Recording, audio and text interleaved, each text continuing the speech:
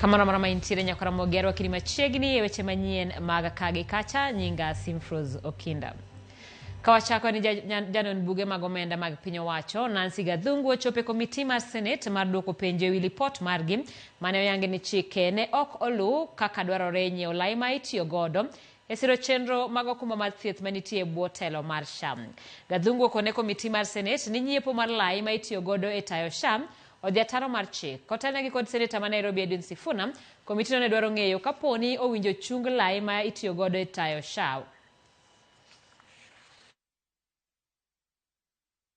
I have raised issues on uncompetitive procurement because there was utilization of the specially permitted procurement procedures. I have raised issues on the undefined scope of works regarding the installation of the system to the public health facilities because we do not yet have the total number of the health facilities that are targeted.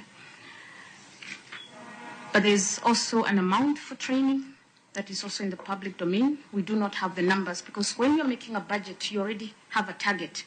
It can be a moving target when numbers rise, but at least you have a baseline that we want to train 3,000 people, so we need 7 billion, or we want to train 4,000 people, so we need 10 billion.